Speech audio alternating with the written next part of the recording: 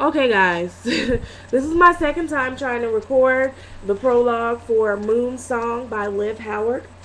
The first time I read the acknowledgments, and while they are excellent,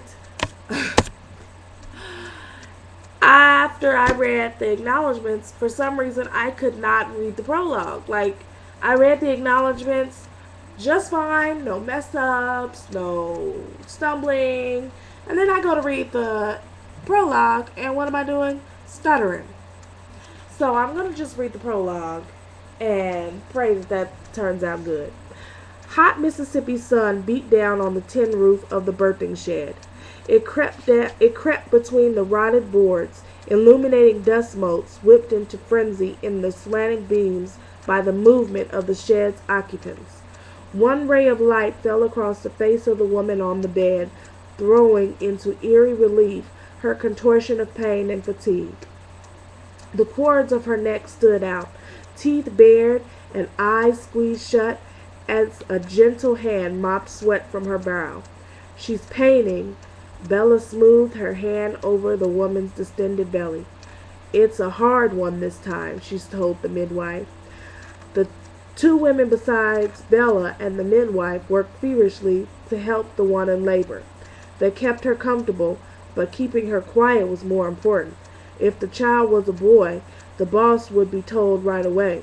But if it was a girl, well, they all knew what they were supposed to do. She's crowning. Get her up. The midwife knelt with a catching cloth, while Bella and the other women moved Hetty into a squat.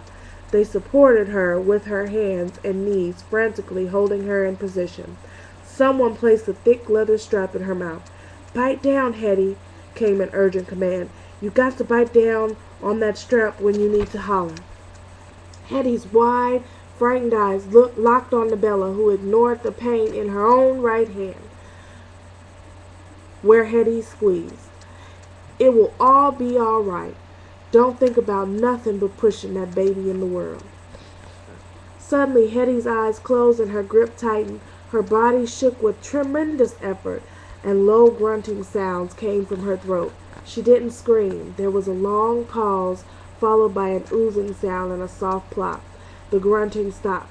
Everyone watched the midwife, who kept her own eyes down, her hands working swiftly.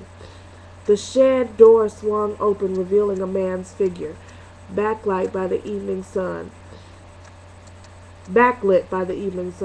making his red hair glow like flames while obscuring his face in shadow. He moved forward and peered over the midwife's shoulder. Then, giving them all a callous stare, he left as abruptly as he came. Lay her down, the midwife said solemnly. Two women eased Hetty onto her back. Horrified silence slid into the room to combine with heat, the smell of blood, sweat, and despair. No, Hetty moaned, reaching towards the midwife and her child. Keep her still, the midwife cautioned. Hold her down and don't let her see. No, Hetty cried louder this time. The women restrained her, covering her mouth, while the midwife did the same to the infant's mouth and nose. Lemon first, blackberry heart, pina colada. I can't imagine where she is. Orange crepe. Why is like a baby? Found her. You'll play a... There we go. The women restrained her, covering her mouth, while the midwife did the same to the infant's mouth and nose. Bella patted Hetty's back, offering a gesture of comfort while the midwife wrapped the child's head to toe in a small blanket. She stood slowly, releasing Hetty to the arms of the older woman who tried to console the inconsolable. Bella did not know which job was worse, hers or theirs. Both were unspeakably dreadful. Acting silly. Bella took the small bundle and walked out of the shed into the waning sunlight. Only a few hours had passed, an easy birth as a childbirthing goes. She walked across the fields, trying not to feel what she carried. The trail went through the trees and past a small cabin, across a footbridge to an old well, a few broken boards marking the opening of the well, and an unexpected passerby could easily fall to her death. But there was no passerby except the women with the bundles. She knelt above the opening and placed the tiny carcass on the edge. Quiet tears tracked down her cheeks as she said a prayer. She prayed for Hetty. She prayed for Rena, Katie Mae, Mary, and all the mothers whose swaddled baby girls were left in the well over the last few months. A gentle push sent the small bundle into the murky dampness. Then, placing one hand over the slight swell of her stomach, Bella prayed for herself.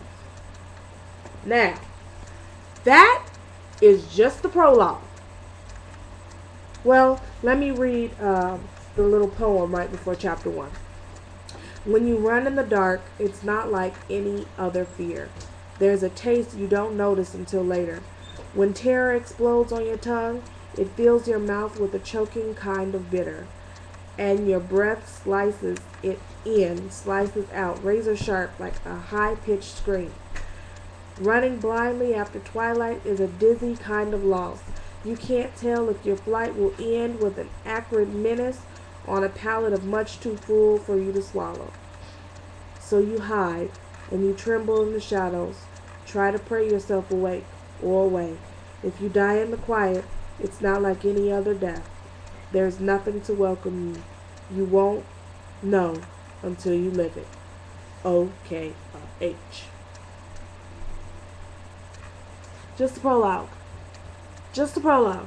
Now, don't you guys want to read Moonsong by Liv Howard? Just the prologue. Just the prologue. Just the prologue. I want you guys to go to livhoward.com and get this book. Seriously. Seriously. I've read this book, and that made me want to read it again. So, and no, she did not pay me to do this. You know, no, this is not a paid review. You know, you see those. This is not a paid review. I can't see her even doing that. You know, she lets her work speak for itself. So. All right, guys, go pick it up. Go pick it up. Go pick it up. I'm getting ready to go read it again. So I'll talk to you guys later. Bye.